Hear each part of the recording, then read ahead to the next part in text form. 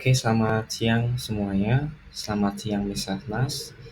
Jadi di sini kami dari anggota kelompok yang pertama saya sendiri Kadek Wahyudi Putra, dan yang kedua Michael Yuliana Saputra, dan yang ketiga ada Sofi Galo Amanda akan mempresentasikan hasil feedback dari kami terkait materi Entrepreneurial Leadership and Organization, terkait juga tentang apa yang selama ini kita pelajari dari materi tersebut, dan juga apa yang bisa kita terapkan dari diri kita masing-masing terhadap ide usaha kita nanti di masa ke depan. Seperti itu. Oke, langsung saja dimulai dari refleksi dan feedback dari saya sendiri, Kadek Wahyudi Putra. Jadi dalam membangun sebuah usaha, konsep kepemimpinan menjadi salah satu pilar utama yang menentukan keberhasilan. Nah, kan pemimpin ini nggak hanya mengenai memimpin tim aja, tetapi juga tentang kemampuan untuk menciptakan dan juga bagaimana kita bisa mengarahkan visi yang kuat.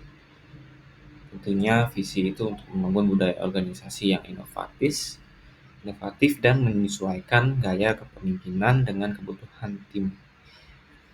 Nah, kemudian juga untuk karakteristik seorang pemimpin atau juga disebut leadership, bagi saya itu penting dalam mendirikan startup.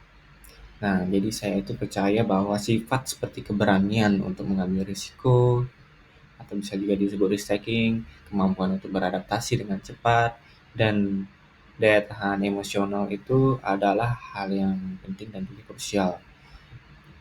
Itu juga dalam dunia bisnis, perubahan teknologi itu sangat pesat ya dan cepat juga, sehingga seorang pemimpin perlu fleksibel dan tangguh dalam menghadapi tantangan. Selain itu juga kemampuan untuk membangun kepercayaan melalui integritas dan empati juga menjadi fondasi untuk membangun hubungan yang kuat dengan anggota tim nantinya. Nah, sebagai contoh, dalam usaha yang ingin saya bangun ini adalah sebuah usaha perusahaan artificial intelligence atau AI yang bertujuan untuk meningkatkan efisiensi manajemen dari usaha UMKM dari kecil dan menengah.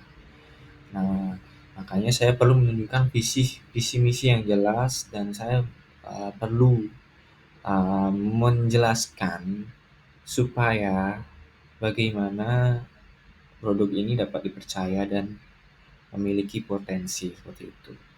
Nah, makanya diperlukan juga sifat kepercayaan diri dari saya sendiri akan meyakinkan investor ataupun meyakinkan tim tentang peluang bisnis yang ada.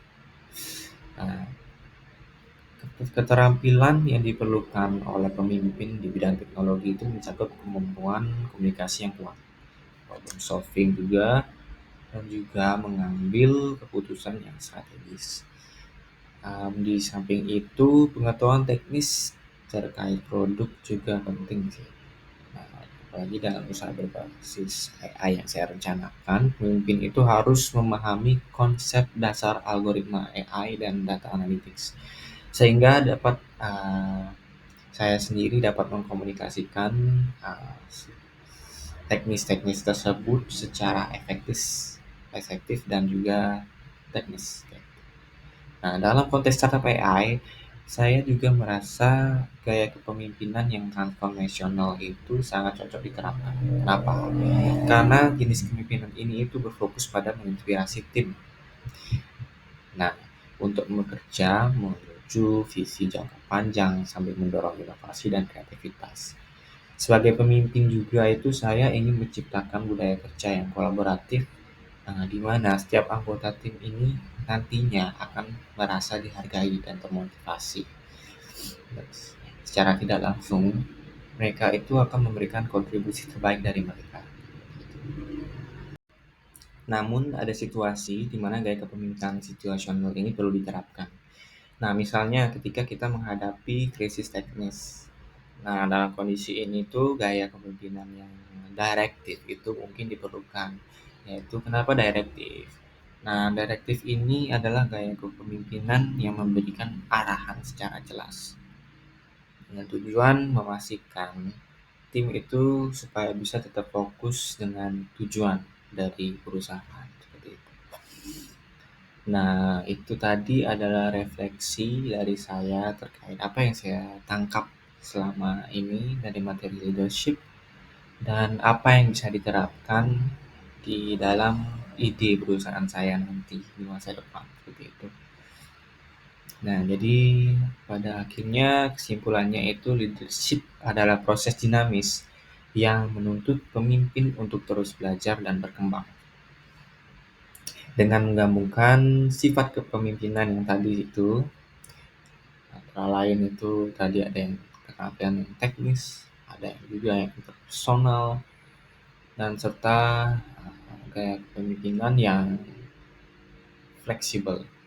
Saya juga optimis dapat membantu membangun usaha yang tidak hanya sukses secara finansial, tetapi juga dapat memberikan dampak positif bagi karyawan kita sendiri dan juga tentunya untuk masyarakat. Nah, refleksi ini memperkuat keyakinan saya bahwa kepemimpinan yang efektif itu adalah kunci dalam menghadapi tantangan di dunia bisnis yang penuh ketidakpastian. Oke, mungkin sekian dari saya.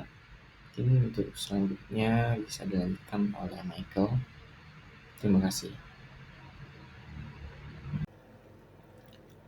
Oke, baik, terima kasih. Selanjutnya akan saya lanjutkan.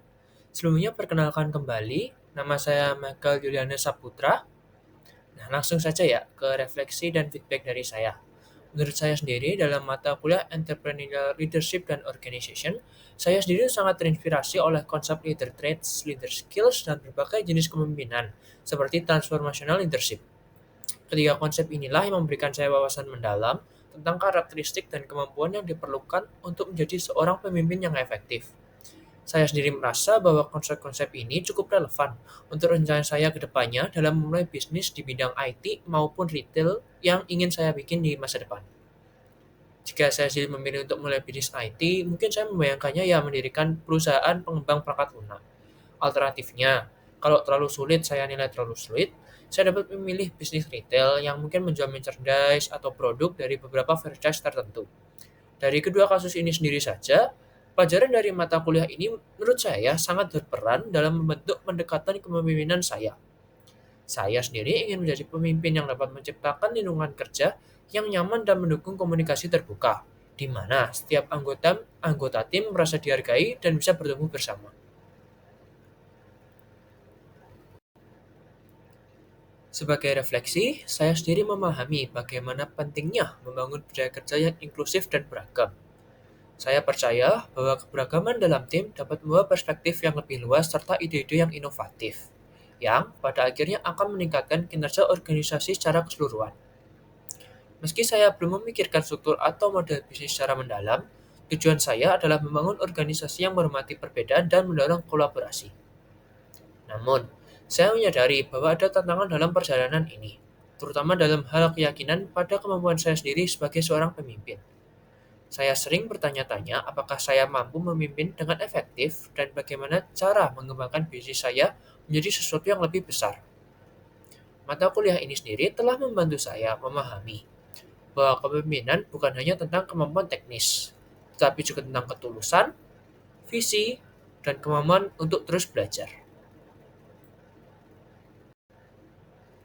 Pada akhirnya, saya sendiri telah mencapai sebuah kesimpulan, di mana entrepreneurial leadership and organization telah memberikan bekal penting bagi saya sendiri sebagai calon pengusaha di masa depan. Dengan menerapkan konsep yang telah saya pelajari, saya berharap dapat mewujudkan bisnis yang tidak hanya sukses secara finansial, tetapi juga memberikan dampak positif bagi semua pihak yang terlibat. Sekian dari saya, mungkin selanjutnya bisa dilanjutkan oleh Sofi Galuh.